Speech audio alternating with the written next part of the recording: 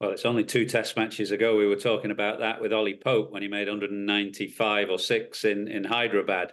Ben Duckett's yet to finish his innings and England are still behind. So I suppose that kind of judgment has to wait really to see where he ends up on. But it was a special innings today. It was a real privilege to be there to watch it. Those England fans who were in the ground really got their money's worth. It was an unbelievable innings.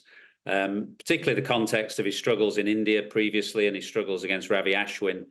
But not just that, it's the way that he took the attack to India. They really had no response to him. And as you say, some of those shots, some of the sweeps and reverse sweeps were incredible shots that, players of my generation really not struggle to understand, because we've seen these players play them, but there's certainly not shots that we would have played 20 or 30 years ago.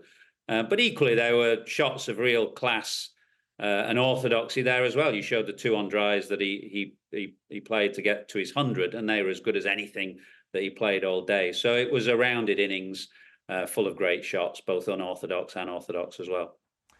And it's not just that England did 207 for 2 in reply to India's 4-4-5 all out. It's the fact they're scoring at nearly 6 runs at an over. How do you feel Rohit Sharma will be looking at the current state of affairs in this Test match? Well, very much like 1 or 2 captains that England have played against recently. If you recall the Test match at Old Trafford when Pat Cummins virtually had 8 or 9 men on the boundary at one stage. Test match in Rawalpindi where England got 500 in a day against Pakistan. And it had that kind of feel today, even though it was for a shorter period of time. It was just 35 minutes before tea and then the 29 overs after tea. But, Rohit had to push the field back and no bowler was spared, really.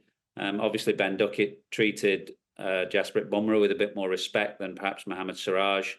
Ravi Ashwin got to 500 wickets and got Zach Crawley. But they didn't have much of an answer to Duckett. It really was an incredible innings.